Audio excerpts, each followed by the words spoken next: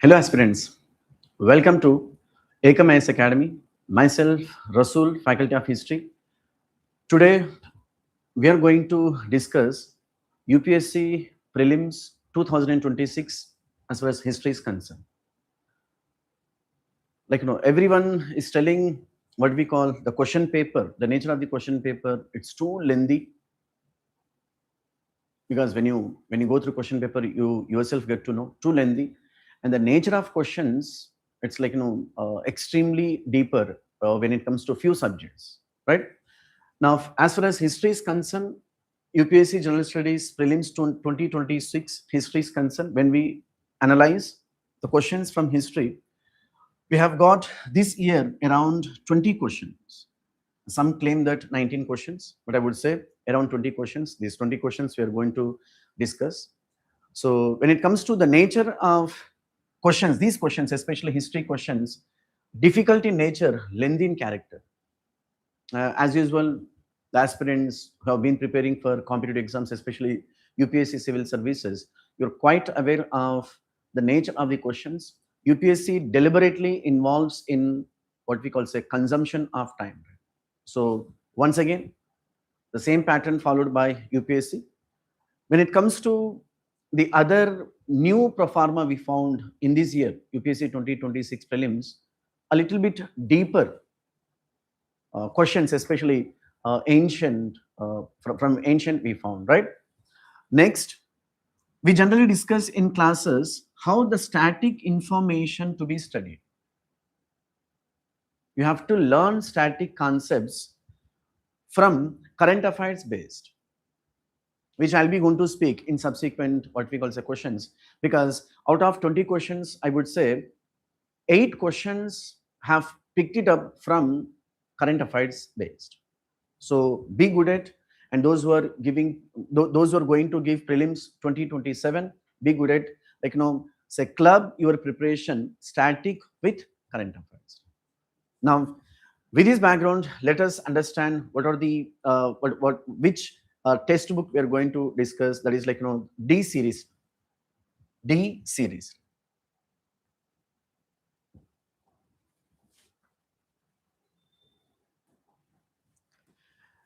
Now come to the first question. Consider the following assertion. Generally, we found a pattern when we were writing for about 2 decades ago. We found assertion and reasoning. So once again, we found assertion. Consider the following assertion. In the Pleistocene period, either the Yamuna once flowed into the Indus or the Satluj flowed into the Yamuna, and one major tributary of either had shifted from the Ganga to the Indus or vice versa. Which of the following is oblique are the basis of the above assertion? First statement, the Nadi Sukta of the Rigveda. Nadi Sukta of Rigveda. Second statement, the explorations of the Satluj and the Yamuna by Robert Bruce Foote. The third statement, the presence of the same species of dolphins in both the Indus and the Ganga river systems. And I would say, keeping aside a historical background on the question, if you're good at geography, especially the riverian system, species system, you can easily answer the question. The right answer for this question, option what we call say D, 3 only. Option D. Because the explorations of the Satluj and the Yamuna by Robert Bruce Foote. Robert Bruce Foote was associated with prehistoric science, prehistoric cultures, and you might be knowing he was popularly called as the father of Indian prehistory. So first statement is incorrect, second statement also incorrect, the third statement is correct.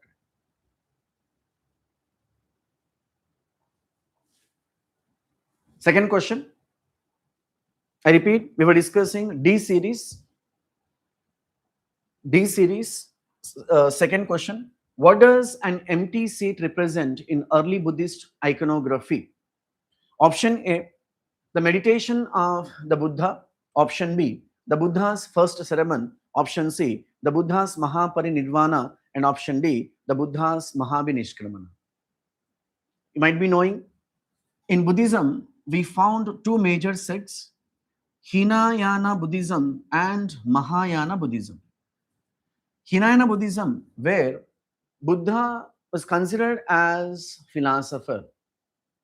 When it comes to Mahayana Buddhism, where we found Mahayana Buddhists consider Buddha as a god, thereby they started making idols of Buddha. So this particular question is related to Hinayana Buddhism, and the right answer for this question, that is the meditation of Buddha. The right answer for this question, option A, meditation of Buddha. So for our convenience, like I brought few images, just like say observe. This is the sculpture we found many parts of what we call say Indian Union, where we found empty throne sculpture, one of the sculptures, empty throne. On one occasion, we found in place of Buddha, we found people tree, empty throne, people tree. People tree, like the episode indicates Buddha got, and I'm sorry, Siddhartha Gautama got enlightenment. In Mahayana Buddhism, under people tree, you come across Buddha. In Hinayana Buddhism, you come across only symbols. Now, for example, look at this sculpture. The sculpture belonged to Mahayana Buddhism. You might be knowing Pancha Maha Kalyanas, the 5 great events which are associated with the life of Buddha, that is the birth, followed by kingdom, followed by Mahabhinishkramana, followed by getting enlightenment, Sambodhi, and finally Mahapari-nirvana. And each event was associated with the symbols. Now, for example, birth was associated with what do we call lotus.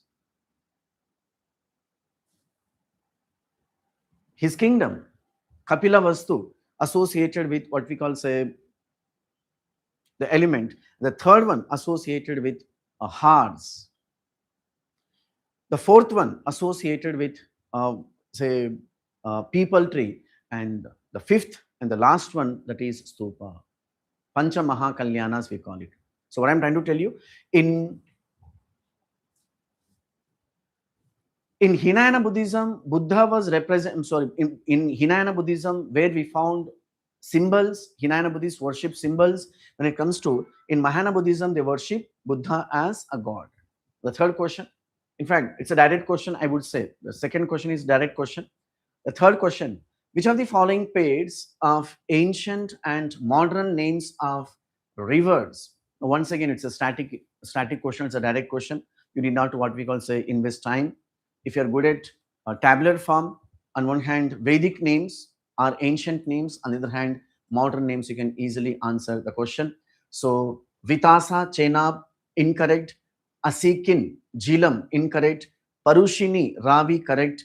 Say, Yayavati, Bias, incorrect. So, what is the right answer? So, option C. Vitasa, Asikini, కొంచెం మార్చడం జరిగింది.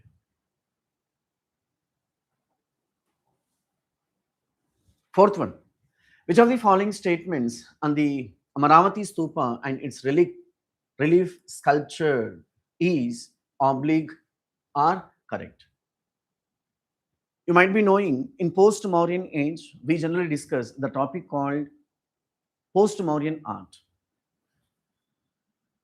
where we have 3 major arts: Gandhara art, Mathura art, and Amaravati art.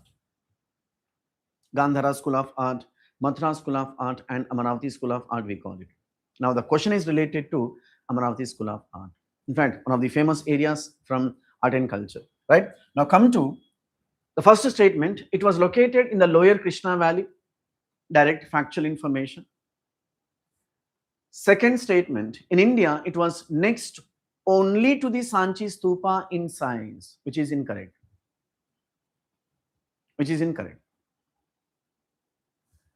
Third statement, the Amaravati school of sculpture made a lasting impact on the later South Indian sculpture, and its products were carried to Sri Lanka and Southeast Asia, which is correct.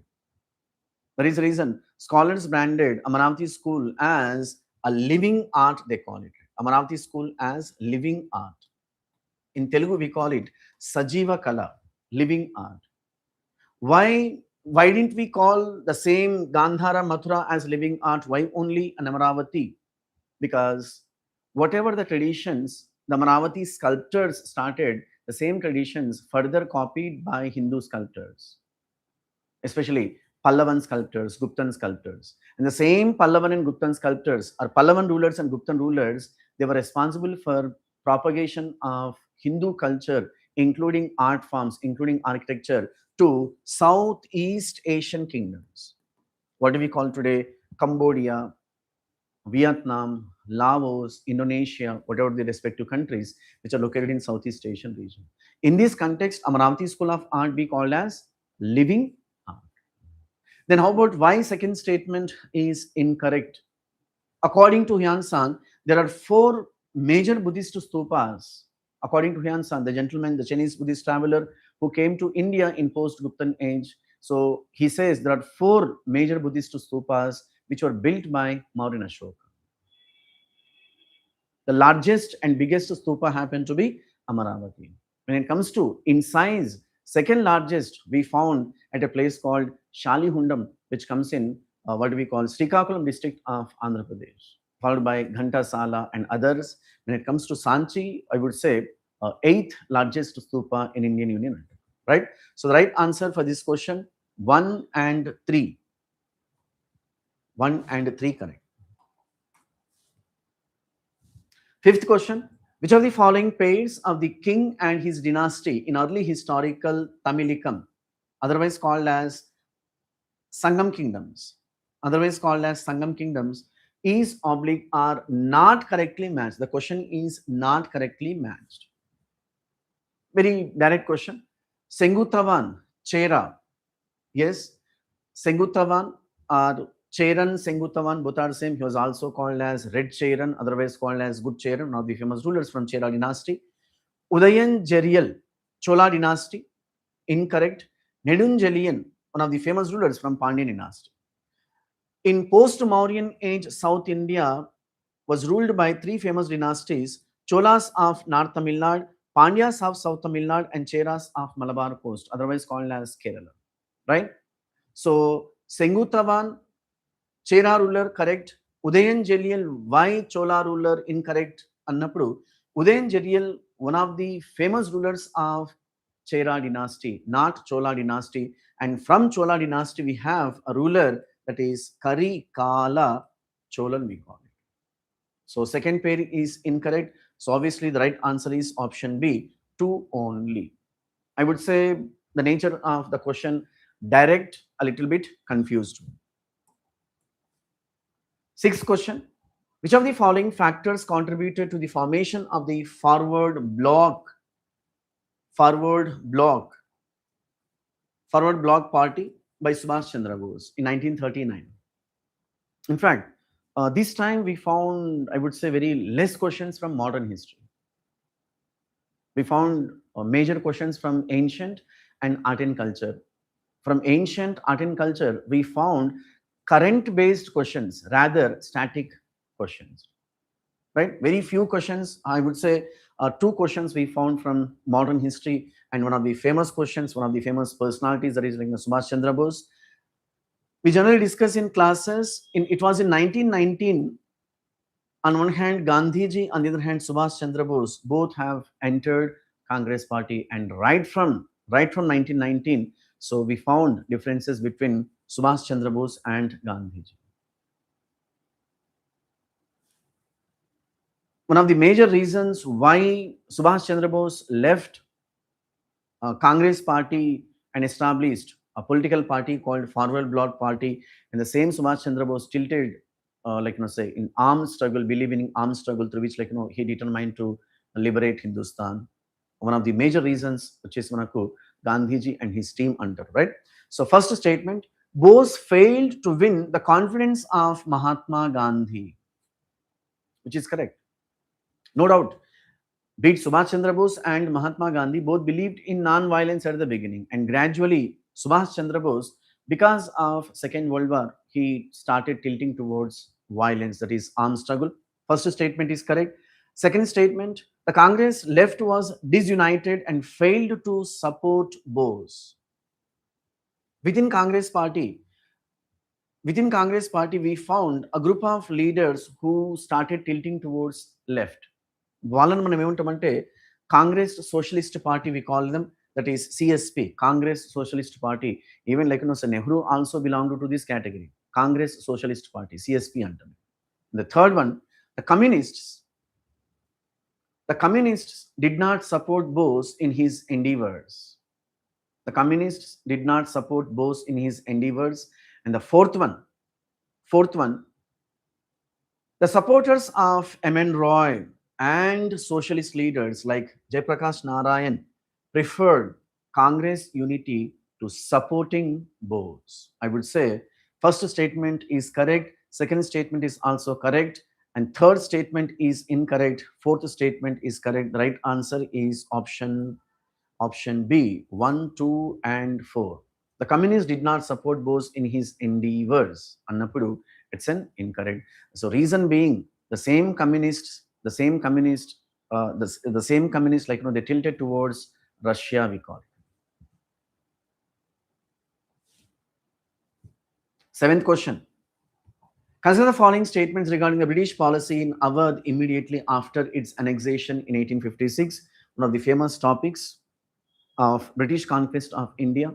So between 1757 to 1857, English East India Company, a petty commercial organization from England, conquered for about 60% territories of Indian subcontinent, what they prefer to call it as British India. We generally discuss the expansion of British territories on Indian soil. English East India Company followed double-pronged strategy. Vimukha Vyuham, we call it in Telugu. One is through battles, and second one is through diplomacy. Yuddhala dwara rajya vistarna, Dautyan dwara rajya vistarna. When it comes to battles, we have Bengal was conquered by company by waging two battles, Plassey and Buxar, followed by Anglo-Mysore, followed by what we call Maratha, Anglo-Sikh War. When it comes to diplomacy, we have subsidiary alliance, doctrine of labs, and even another diplomacy that is like on the misgovernance. The best example of misgovernance, Awadh was annexed to British Empire on the pretext called misgovernance or maladministration. Now, with this background, you have to understand, you have to answer this question.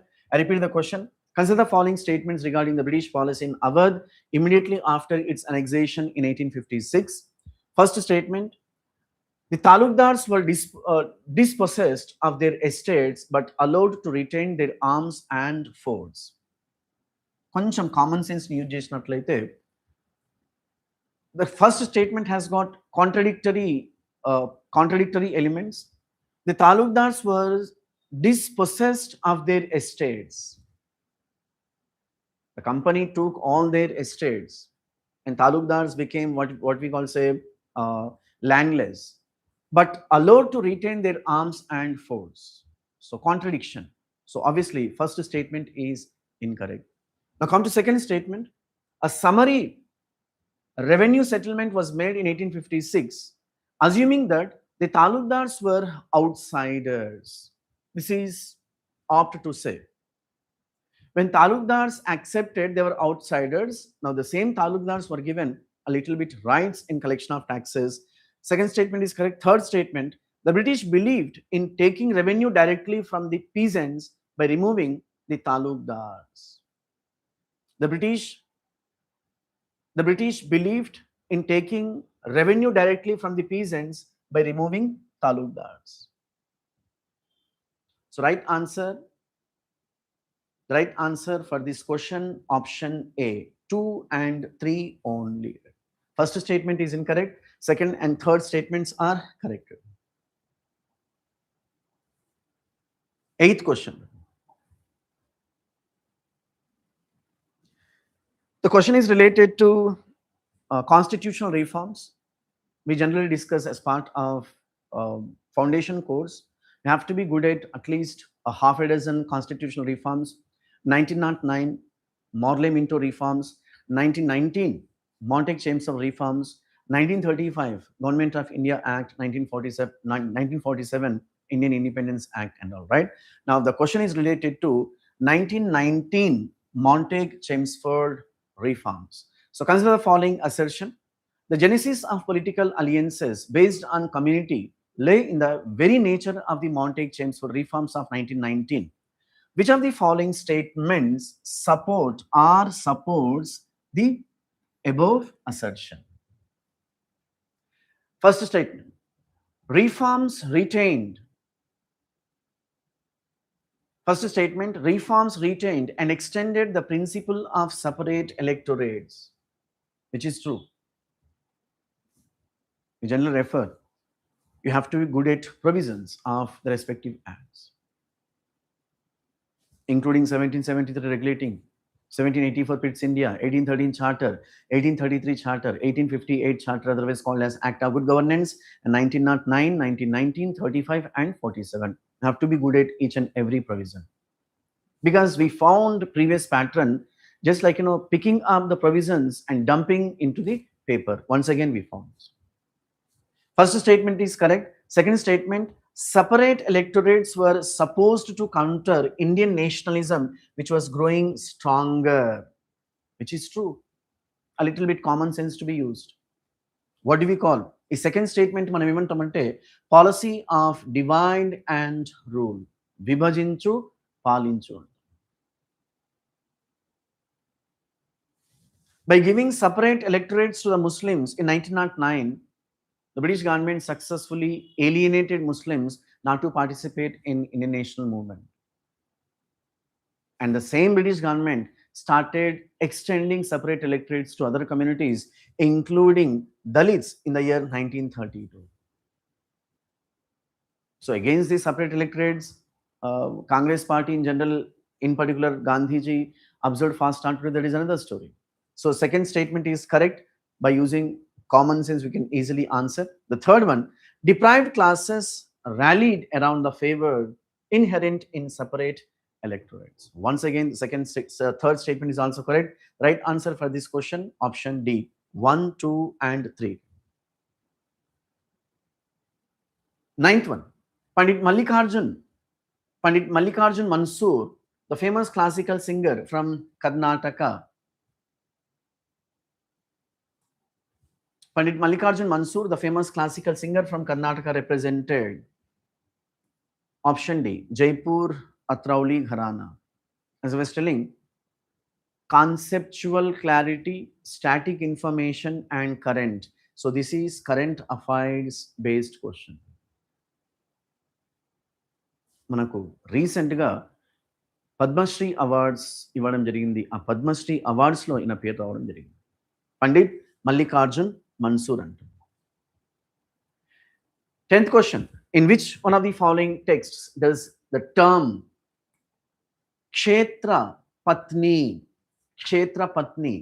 the English version of Sanskrit term mistress of the field, originate?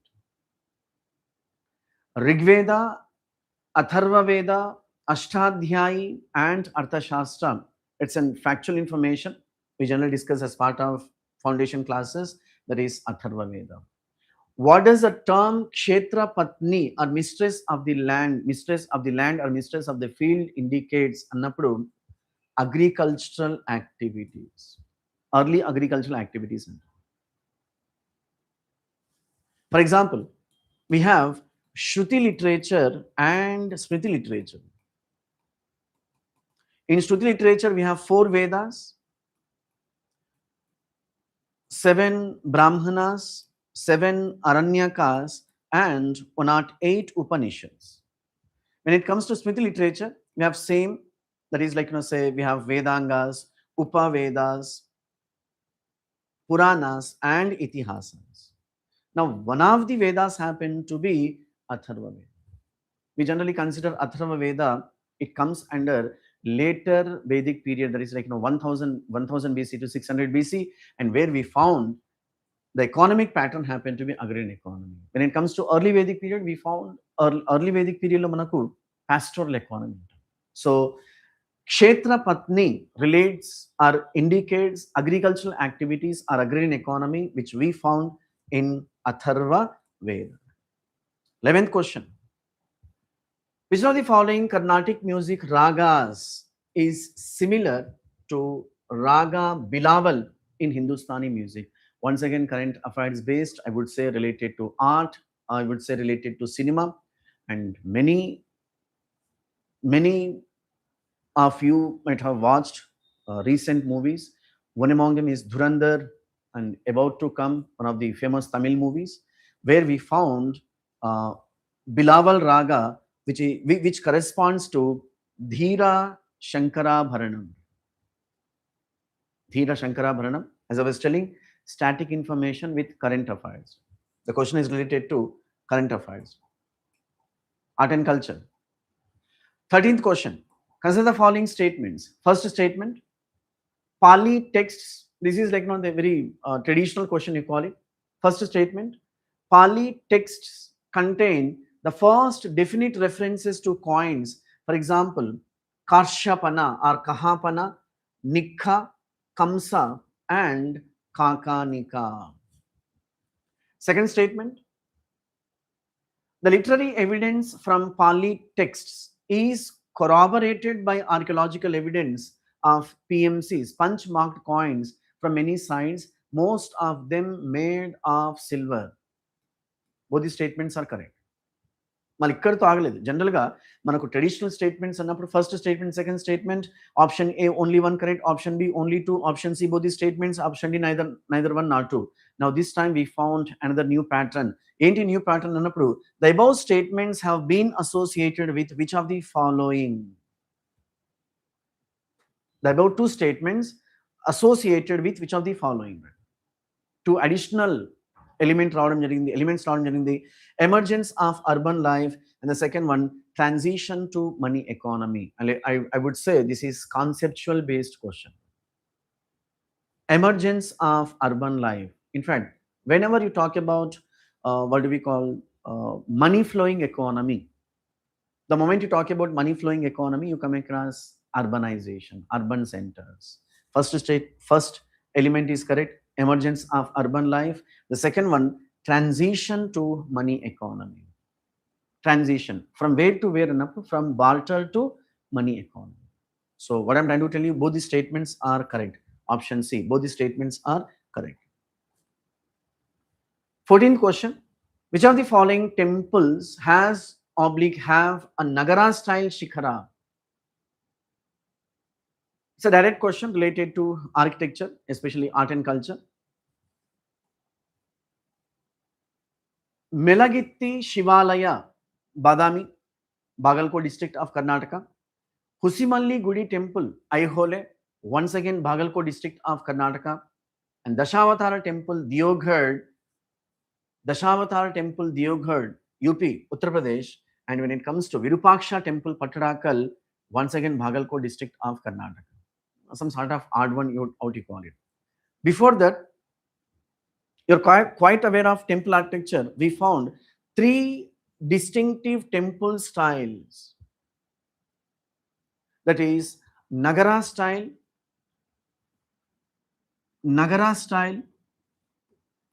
Vesara style, and Dravidian style. The North Indian temples were built in a typical style called Nagara, otherwise called as Shikhar. Earlier we used to call Panchayatan. Now come to the temples which are located in Deccan. When I say Deccan, southern Maharashtra, entire Karnataka and modern Telangana state, the respective temples were built in Vesara style. Come down to South India, the South Indian temples were built in Dravidian style. So with this background, come to the question. Ante oka question answer cheyadaniki background anedi avasaramu. With this background, come to the question. Melagitti Shivalaya, Husimalli Gudi, Virupaksha temple, all these temples are located in Karnataka and they were built by Badami Chalukyas. Whereas Dashavatara temple located at Diyoghad, built by Guptans, Ekkada, North India lo, so Nagara style. Select the answer using the codes given below. The right answer is option C, only 3. That is Dashavatara temple, Diyoghad. 15th question. Among the four main forms of existence of life recognized in Jainism, which one of the following is not included? Manaku generally, whenever you read philosophies, religions, we have a pattern. We generally follow pattern. Early life of philosophers, maybe Parshvanatha, maybe Vardhaman Mahavira, maybe Siddhartha Gautama, popularly called as Gautam Buddha, or a period of time Shankaracharya, Ramanujacharya, Vallabhacharya, Kabir. Manaku oka pattern untundi. Followed by వాళ్ళ principles కానివ్వండి, philosophies కానివ్వండి. కానీ ఇక్కడ మనకు కొంచెం హార్డ్గా question అడగడం జరిగింది. So you have to understand the main motto of UPSC is getting change day by day. Their main motto is to eliminate aspirants, not to test the knowledge. How best you may you may have knowledge, like so by the time you go to the question, so you have to be correct, right? So among the four main forms of existence of life recognized in Jainism, which one of the following is not included annappudu? Deva, gods. In fact, Jainism belonged to theist category, so we found god, yaksha, demigods, manushya, humans, triyancha, animals and plants. Animals and plants అన్నప్పుడు దీన్ని మనం ఏమంటామంటే universal soul అంటాం. Because Jainism recognised soul not only in living beings but also like non living beings అంటాం. So the right answer వచ్చేసి మనకు yaksha, demigods.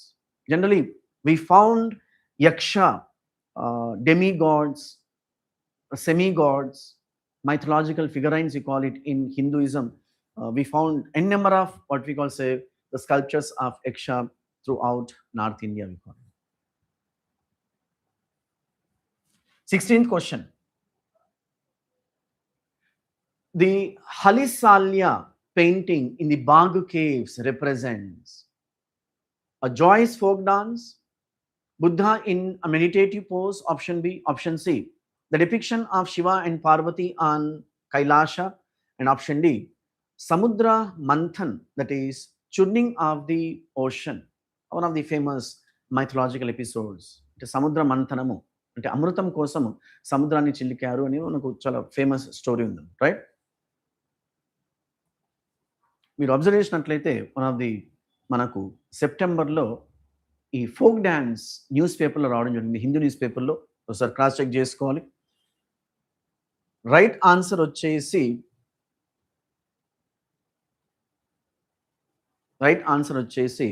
Option A, a joyous folk dance. So Bagh Caves, which are located in Madhya Pradesh, for about like the group of caves, especially 4 caves we found in Madhya Pradesh, and one of the caves where we found Halisalsya painting, or the dance painting, we found it.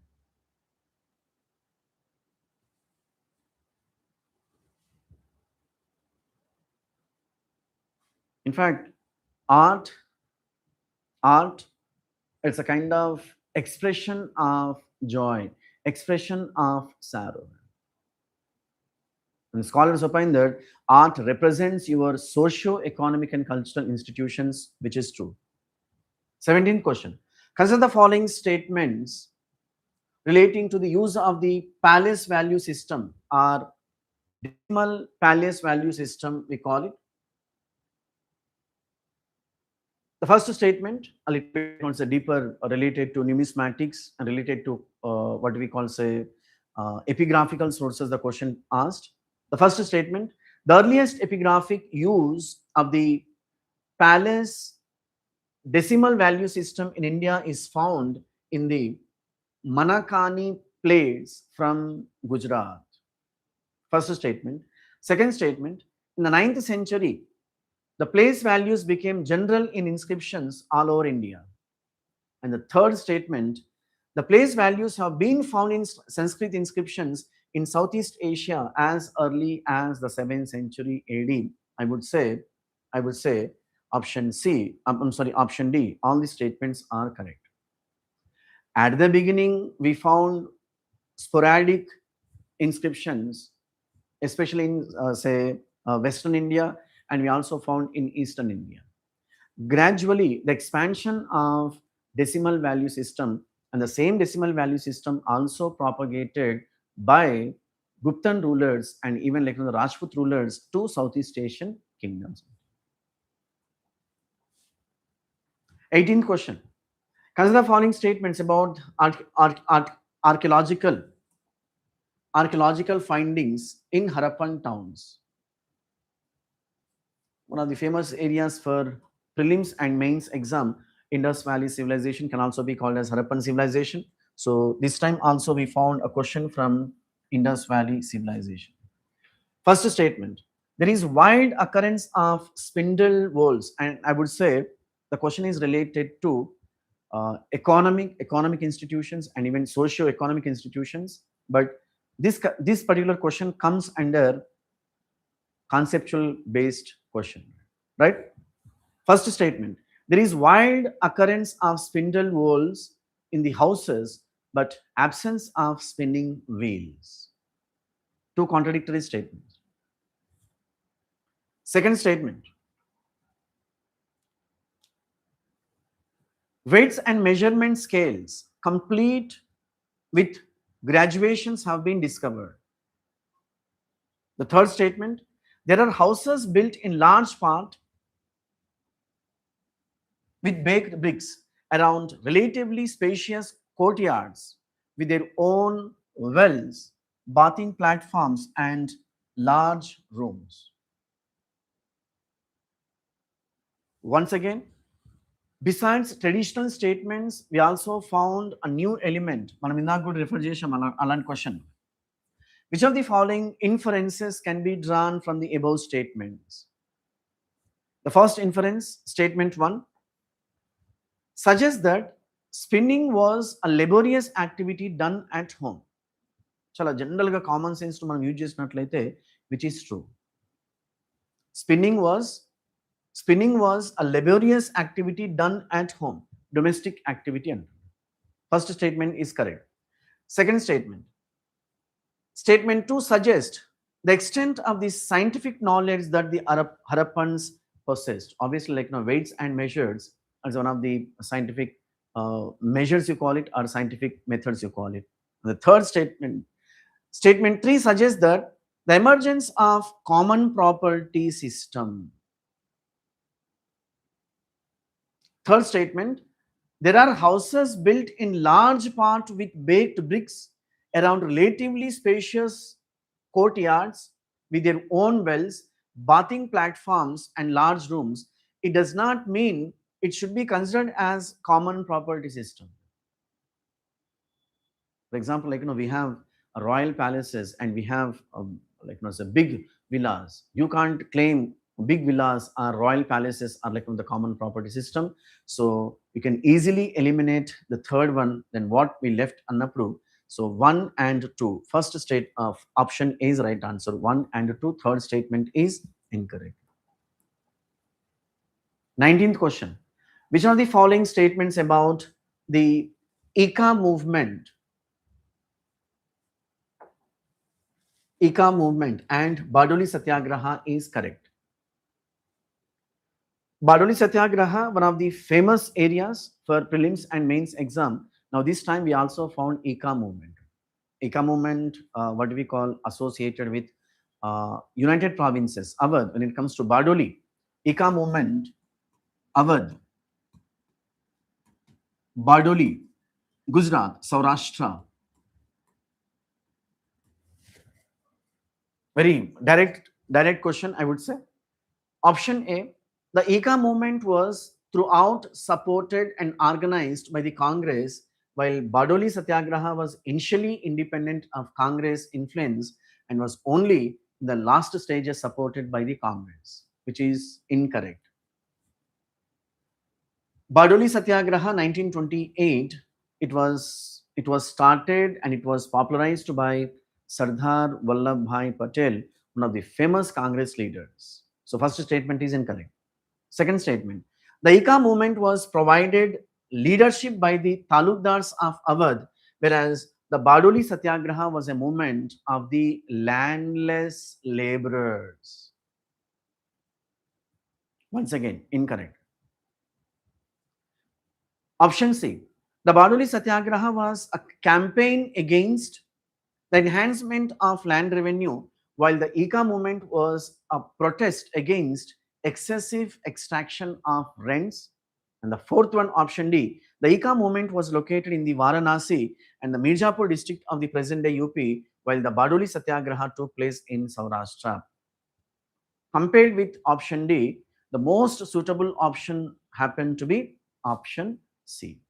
The peasants of Bardoli were mobilized by Sardar Vallabhbhai Patel against excessive collection of taxes even in times of droughts or famines. And when it comes to the Talukdar Sevetunaro, they protested against English economic exploitation in UP or Awadh areas.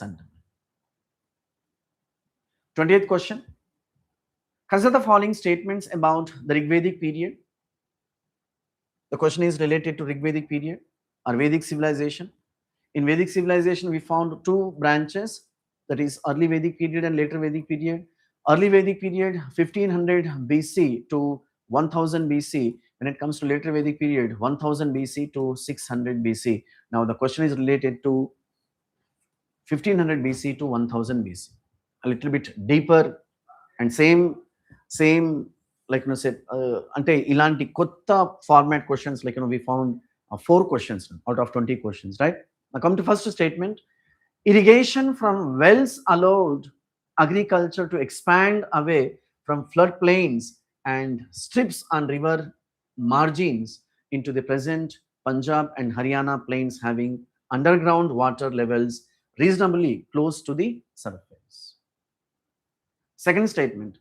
Drought animal power was employed to draw up water out of the wells. Now, with this background, which of the following information support or supports the above statements? First statement. There is evidence in the Rigveda of the use of Ashma Chakra, stone pulley wheel, and Ahava, strapped wooden pails to draw up water. The question is related to Rigveda. Koncham common sense to use cheyali. In Rigveda, we never found such kind of water lifting devices, because in Rigveda, the people are associated with pastoral economy. In Rigvedic period, otherwise called as early Vedic period, pastoral, they are associated with pastoral economy. In pastoral economy, don't talk about water irrigation, lift irrigation and all that. So first statement is incorrect. Second one, mention has been made in the Rigveda of the use of implements like parashu, kulisha, that is battle axe, Parashurama, one of the incarnations of Lord Vishnu, battle axe hunter, right? So mention has been made in the Rigveda of the use of implements like parashu or kulisha, battle axe, and dhatra or shreni, sickle. The third one, there is a history of the use of ox even before the Rigveda for ploughing the land and pulling the carts.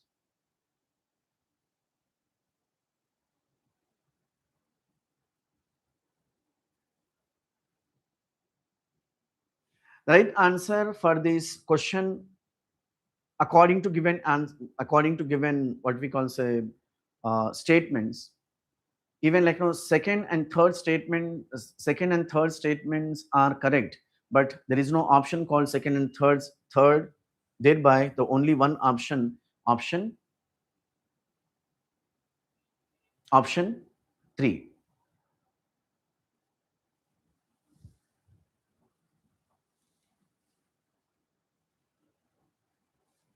So we found dhatra in Rigveda, that is like sickle, manam telugulo emantam ante kodavali antam.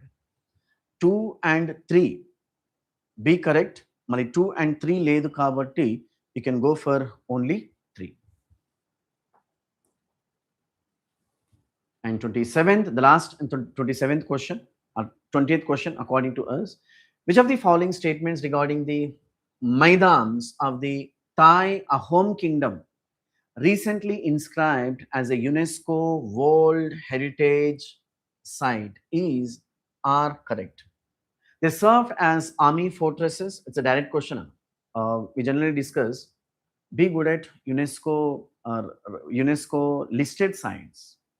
Number one. Number two, రీసెంట్గా UNESCO ఏమైనా recognise చేసిన భారతదేశంలో అలాంటి sites నుంచి మనకు questions పడ్డాయి, right? This is one of the areas belong to history of Ahom or the history of Northeast. They functioned there, Maidams.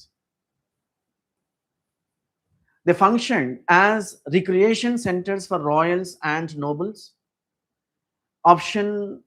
Statement 3, they were burial sites of Ahom kings and nobles. And statement 4, they acted as battle training centers for royals and nobles. The right answer for this question, option 3, that is C, option C. Third statement alone correct.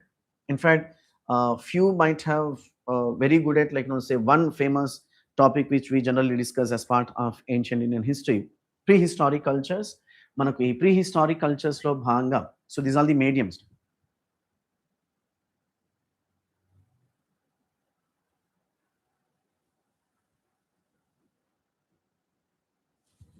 As part of prehistoric cultures, we generally discuss, that is Paleolithic cultures, Mesolithic cultures, Neolithic cultures, Chalcolithic cultures, and megalithic cultures. ఈ megalithic cultures are nothing but burial practices. అప్పుడు ఈ megalithic cultures background లో మనం ఈ మైదేమ్స్ ను discuss చేయాల్సి ఉంటుంది. So megalithic cultures లో భాగంగా we have single stone megalithic cultures and double stone megalithic cultures are polystone megalithic cultures antam. For example, cyst,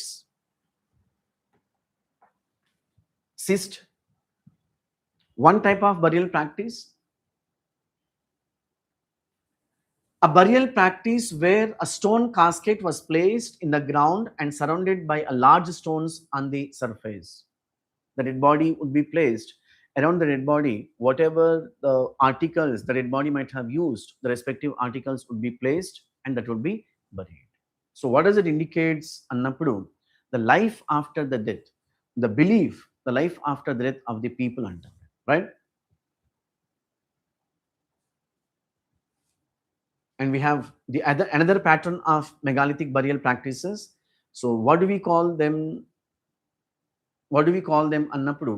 So we call them dolmens. We call this kind of burial practices as cyst. It's a technical term.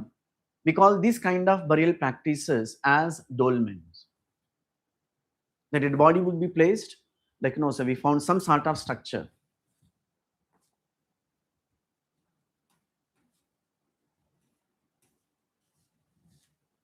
Dolmens we call them. A large number of dolmens we found at a place called Hyderabad, Karnataka. And we also found monolithic type of megaliths.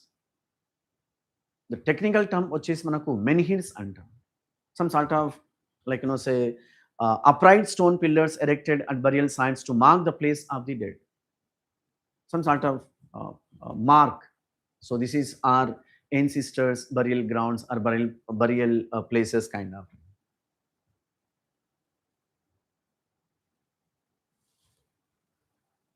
And this is another type of burial practice, that is mortuary or sarcophagus we call it. Malenti mortuary or sarcophagus annappudu, this is a unique burial practice system which we found in megalithic cultures, especially in Deccan and South India. A shape of animal would be made where the dead body would be placed. The dead body would be placed, and along with grave goods you call it, and that would be covered, and the entire what we call, say, animal shaped coffin you call it, that would be buried. So we generally discuss all these elements as part of megalithic burial practices. So this is one of the what we call say types of burial practices which we found among the Ahoms. Ahoms ruled over northeastern states, to be specific, Assam as a capital for about 350 years, we call them. So what they prefer to call them as Maidams. So these are the Maidams.